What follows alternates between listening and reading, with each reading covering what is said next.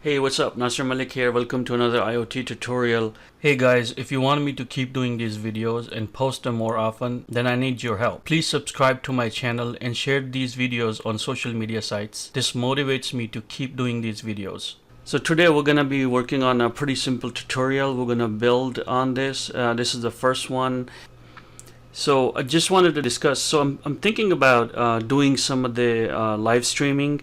Maybe pick a project and and build it. So probably ahead of time I'll post it, what the tutorial is going to be about and what parts we need and that kind of stuff, and maybe half hour. So we're gonna build a project step by step from start to finish. So I'm not sure what we're gonna do. I'm open to suggestions. What you guys think we should do a live streaming on? I mean, I don't know how long it needs to be, half hour, whatever. But let me know, guys, what you guys think. What we need to do. What I want to keep first project. I want to keep it simple.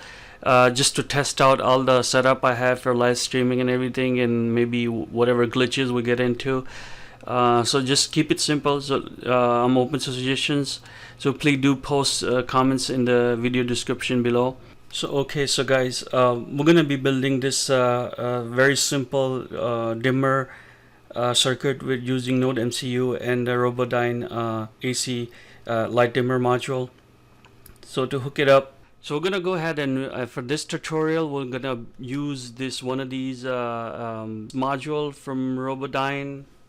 I'm not sure how much it was. It's not that expensive. It's pretty good. So it's a zero crossing dimmer. So we're gonna hook this up, and we're gonna use a NodeMcu to program it quickly, and we're gonna control this light bulb. For this tutorial I don't have anything big, just a very simple. I'm gonna do is a bare minimum sketch, flash it to NodeMcu and control this dimmer and control the light from the serial. I'm gonna from the serial window I'm gonna put in a few numbers and show you bulb getting dim. And from the part, this is the part one. Part two would have MQTT and the whole 9 yards added to this one. So the first thing is to hook up the light dimmer. So it's very easy. So as you can see here on the bulb, I have this set up, and I'm gonna do is hook up the bulb, and you can see on this side it is a load right here. So this pin on the load and this on the AC in, they're directly connected underneath right there. I don't know if you can see it. So the neutral wire goes here, and then the load goes on the outside wires. So we're gonna go ahead and do that, hook it up.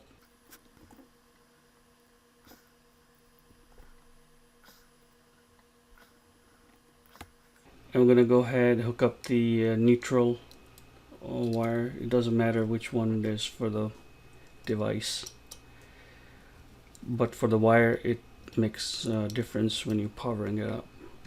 So these are hooked up. So what we're gonna do is, I have a wire here which has the hot wire right here and the neutral.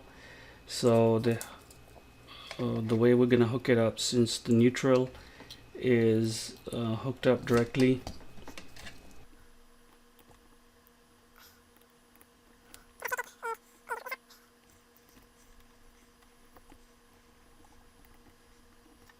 so make sure they're pretty tight.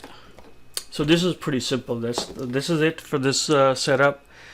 So now what we need to do is we need to connect our NodeMcu. So I have these wires connected right there. Let's see, the red one is going to,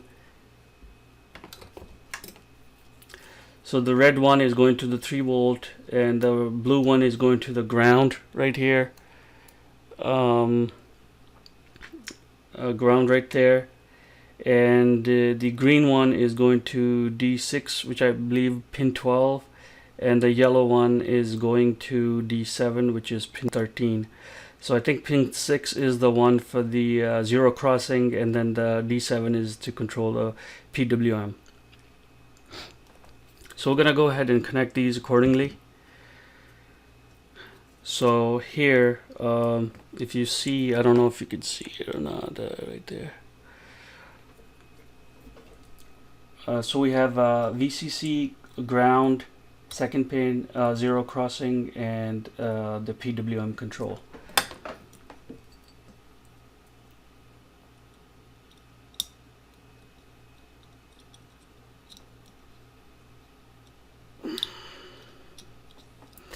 So they're connected like that.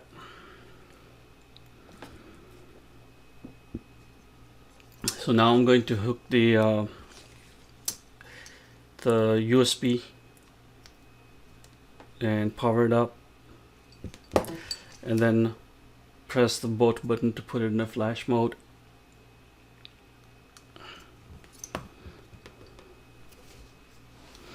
And you will see the light coming up on this module right there. I haven't hooked up the power yet, but let's go ahead and flash it. So you will need to go to this project here, IoT Light Dimmer, and basically go into the part 1 RobotDyn Dimmer, and you need this sketch, and there's 3 files. Download it and open up this sketch. So I opened up the sketch. These are the 3 files that will get loaded with it. So if you're using the same pins that I am using, you don't need to modify the sketch. You just leave it as is. It's pretty simple. Here the pins are defined. For the zero crossing is pin 12 and the PWM pin 13. And we're gonna go ahead and make sure you select the port where the NodeMcu is connected, and so also you make sure you select the proper board, which is NodeMcu version 1. So I'm gonna go ahead and see if we can flash this. You can probably see this blinking, so it's flashing. So almost done.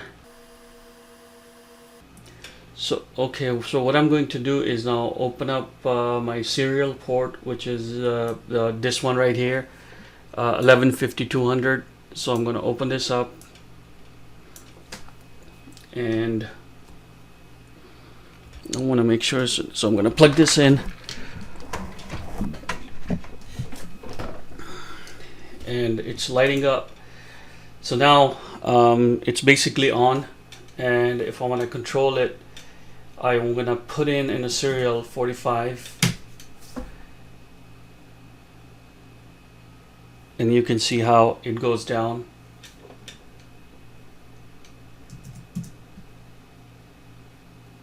And you can see I can control. So basically the way it is working, I mean, you can change it.